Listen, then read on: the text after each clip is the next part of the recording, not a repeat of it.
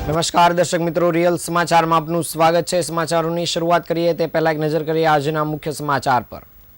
Surat collector કચેરીએ ફોર્મના અંતિમ દિવસે રાજકીય ટકરાવ, ભાજપ અને આપ પાર્ટીના કાર્યકરો આમને સામને જોવા મળ્યા।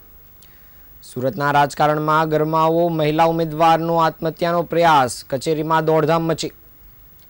ભાજપમાં ઉમેદવારોની ટિકિટ જાહેર થતાં જ ક્યાંક ખુશી અને ક્યાંક ગમનો માહોલ, પીઢ કાર્યકર્તાઓમાં ભારે નારાજગી જોવા મળી।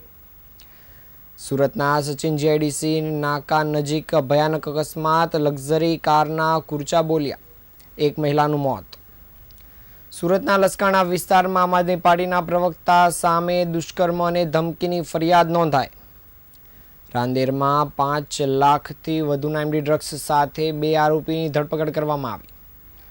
સમાચાર વિગતે જોઈએ। ફોર્મ ભરવાના અંતિમ દિવસે સુરત કલેક્ટર કચેરી ખાતે હાઈ વોલ્ટેજ ડ્રામા થયો હતો। ભારતીય જનતા પાર્ટી અને આમ આદમી પાર્ટીના કાર્યકર્તાઓ સામસામે આવી જતા કલેક્ટર કચેરી જાણે રાજકીય જંગનું મેદાન બની ગઈ હોય તેવો માહોલ સર્જાયો હતો। આમ આદમી પાર્ટીના પ્રદેશ નેતા મનોજ સોરઠિયા પોતાનું નામાંકન પત્ર ભરવા માટે કલેક્ટર કચેરી પહોંચ્યા હતા। તેમની સાથે આપના નેતા ગોપાલ ઇટાલિયા પણ હાજર રહ્યા હતા। જો કે આ જ સમયે ભાજપના કાર્યકર્તાઓ મોટી સંખ્યામાં પોતાના ઉમેદવારો સાથે ત્યાં ઉપસ્થિત હતા। ગોપાલ ઇટાલિયાને જોતા જ ભાજપના કાર્યકર્તાઓ ઉશ્કેરાયા હતા અને જોર જોરથી મોદી મોદીના નારા લગાવવાનું શરૂ કર્યું હતું। એટલું જ નહીં, ભાજપના કાર્યકર્તાઓએ આ કેજરીવાલ ચોર છે અને દેશ કે ગદ્દારો કો ગોલી મારો જેવા વિવાદિત સૂત્રોચ્ચાર કરતા વાતાવરણમાં ભારે ઉત્તેજના વ્યાપી હતી। ભાજપના નારા સામે આમ આદમી પાર્ટીના કાર્યકર્તાઓએ પણ મોરચો સંભાળ્યો હતો અને આપના કાર્યકર્તાઓએ હાથમાં ઝાડુ લઈ ઝાડુ અને પરિવર્તનના નારા લગાવી વાતાવરણ ગજવી દીધું હતું।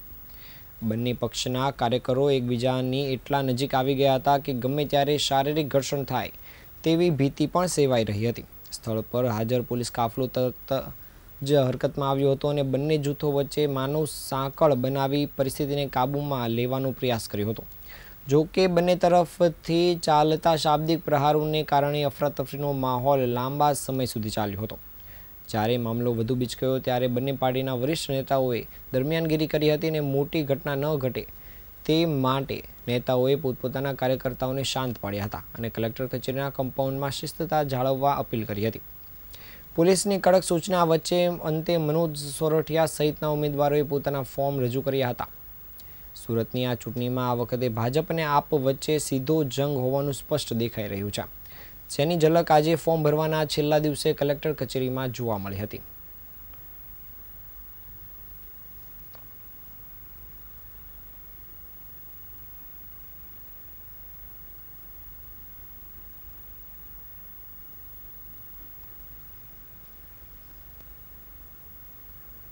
સુરતના રાજકારણમાં આજે ત્યારે ગરમાવો આવી ગયો હતો। ત્યારે વોર્ડ નંબર 14 માતાવાડી કરંજના આમ આદમી પાર્ટીના મહિલા ઉમેદવાર ગૌશાલીબેન ગાંગડે કલેક્ટર કચેરી ખાતે આત્મહત્યાનો પ્રયાસ કર્યો હતો। અન્ય પક્ષોના ઉમેદવારો જ્યારે ઉત્સાહભેર ફોર્મ ભરી રહ્યા હતા ત્યારે ગૌશાલીબેને અચાનક ફિનાઇલ ગડગડાવી લેતા કચેરીમાં દોડધામ મચી ગઈ હતી। ઘટનાને પગલે હાજર સુરક્ષાકર્મીઓ અને કાર્યકર્તાઓએ તાત્કાલિક 108 એમ્બ્યુલન્સ બોલાવી તેને સારવાર અર્થે નજીકની હોસ્પિટલમાં ખસેડ્યા હતા। હાલ તેમની તબિયત તબીબી નિરીક્ષણ હેઠળ રાખવામાં આવી છે।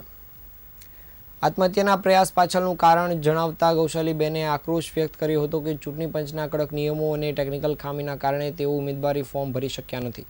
તેમણે સ્પષ્ટ કર્યું હતું કે પાર્ટીએ મને મેન્ડેટ આપ્યું હતું અને કોઈ કચાશ રાખી નથી, પરંતુ ચૂંટણી પંચના નિયમ મુજબ ફોર્મ ભરવાના એક દિવસ અગાઉ જ ડેટામાં સુધારો કરી શકાય છે, જેના કારણે મારી ઉમેદવારી અટવાઈ પડી છે। ફોર્મમાં થયેલી ભૂલ અને ટેકનિકલ અવરોધથી હતાશ થઈને તેમણે આ અંતિમ ડગલું ભર્યું હોવાનું પ્રાથમિક તપાસમાં બહાર આવ્યું છે।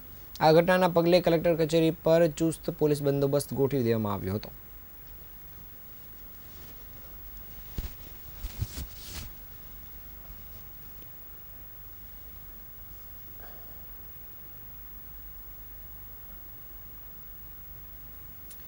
ભાજપ દ્વારા ઉમેદવારોની ટિકિટ જાહેર થતાં જ પાર્ટીમાં મળતા જુદા જુદા પ્રતિસાદ સામે આવી રહ્યા છે। ક્યાંક નવા ઉમેદવારોને લઈને ખુશી જોવા મળી રહી છે તો ક્યાંક પીઢ કાર્યકર્તાઓમાં ભારે નારાજગી ફાટી પડી છે। વોર્ડ નંબર 8માં મહિલા મોરચાના વોર્ડ પૂર્વ મહામંત્રીને ટિકિટ ન મળતા કાર્યકર્તાઓમાં અસંતોષ ફેલાયો છે. લાંબા સમયથી પાર્ટીના પાયાના કાર્યકર્તા તરીકે સેવા આપતા પ્રિયા સંતોષ માલુસરેની ટિકિટ કાપીને માયાબેન પાટીલને ટિકિટ આપવામાં આવી છે. કાર્યકર્તાઓના મતે માયાબેન પાટીલ નવા કાર્યકર્તા હોવા છતાં તેમને તાત્કાલિક ટિકિટ આપવાથી જૂના કાર્યકર્તાઓની અવગણના થઈ છે. આ નિર્ણયથી નારાજ થયેલા કાર્યકર્તાઓએ હવે ભાજપથી અલગ થવાનો નિર્ણય કર્યો છે. તેમણે જાહેર કર્યું છે કે તેઓ આગામી ચૂંટણીમાં ઉમેદવારના પ્રચારમાં ભાગ નહીં લે અને કેટલાક કાર્યકર્તાઓએ તો ખુલ્લેઆમ ભાજપને રામ રામ કરવાની પણ ચીમકી આપી છે.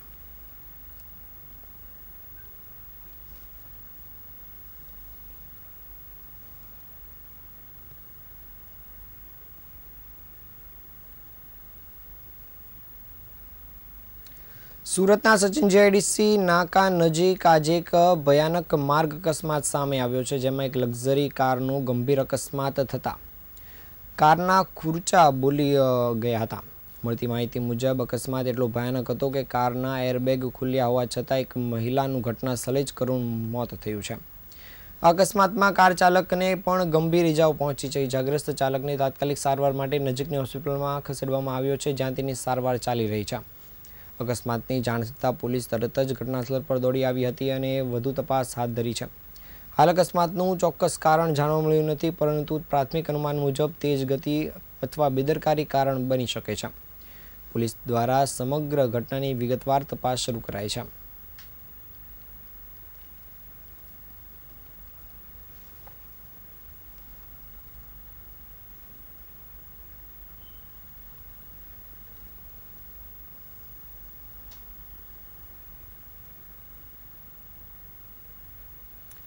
સુરતના લસકાણા વિસ્તારમાં આમ આદમી પાર્ટીના પ્રવક્તા કાળુ વઘાસિયા સામે દુષ્કર્મ અને ધમકીની ફરિયાદ નોંધાતા રાજકીય આલમમાં ખળભળાટ મચી ગયો છે. પત્નીને છૂટાછેડા આપી તારી સાથે લગ્ન કરીશ તેવી માયાજાળ રચીને પ્રવક્તાએ પરિણીત મહિલાનું શારીરિક શોષણ કર્યું હતું. અંતે લગ્નનો ઇનકાર કરી મહિલાને તુષાર ઘેલાણી જેવો કાંડ કરવાની ધમકી આપતા જ મામલો પોલીસ સ્ટેશન સુધી પહોંચ્યો છે. લસકાણા વિસ્તારમાં રહેતી પીડિત મહિલાનો સંપર્ક કાળુ વઘાસિયાએ ડિસેમ્બર 2024માં સોશિયલ મીડિયાના માધ્યમથી કર્યો હતો. શરૂઆતમાં સામાન્ય હાય હેલોથી શરૂ થયેલ વાતચીત બાદ કાળુએ મહિલા સાથે નિકટતા મેળવી હતી અને રાજકીય વગ ધરાવતા કાળુએ પોતાની મીઠી વાતોમાં મહિલાને વિશ્વાસમાં લીધી હતી. કાળુ વઘાસિયાએ મહિલા સમક્ષ પોતાના અંગત જીવનનું દુઃખ રડ્યું હતું. તેમણે પોતાના અંગત જીવનની વિગતવાર જણાવીને મહિલાને લાલચ આપીને પ્રેમજાળમાં ફસાવી હતી. લગ્નના વાયદા બાદ વિશ્વાસ કરીને મહિલા કાળુ સાથે સંબંધમાં રહી હતી. આરોપી કાળુ મહિલાને તેના ઘર તેમજ અનેક શહેરોની હોટલમાં લઈ જઈ ત્યાં લગ્નની લાલચમાં શારીરિક સંબંધ પણ બાંધ્યા હતા. લાંબો સમય શોષણ કર્યા બાદ જ્યારે મહિલાએ લગ્ન માટે દબાણ કર્યું ત્યારે આરોપીએ પોતાના અસલ તેવર બતાવ્યા હતા. જ્યારે આરોપીએ લગ્ન કરવાની ના પાડતા જ મહિલાએ આ બાબતે લસકાણા પોલીસ સ્ટેશનમાં ફરિયાદ નોંધાવી હતી. પોલીસે આમ આદમી પાર્ટીના પ્રવક્તા વિરુદ્ધ રેપ અને જાનથી મારી નાખવાની ધમકી હેઠળ ગુનો નોંધી વધુ તપાસ હાથ ધરી છે.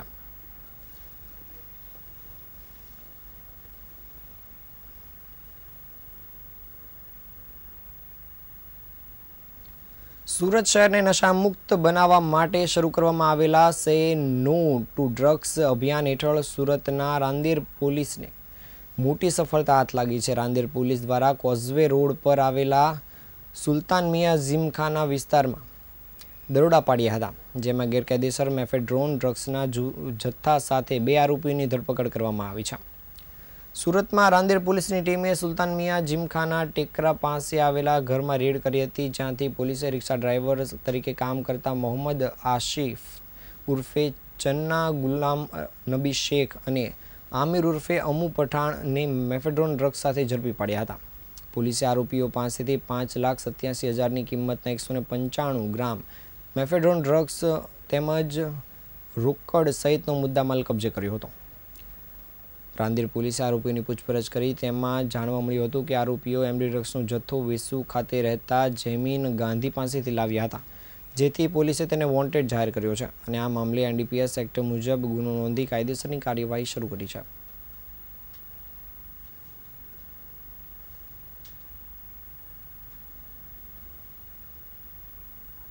આ હતા આજના સમાચાર. નવા સમાચાર સાથે ફરી મળીશું. ત્યાં સુધી રજા આપશો. નમસ્કાર.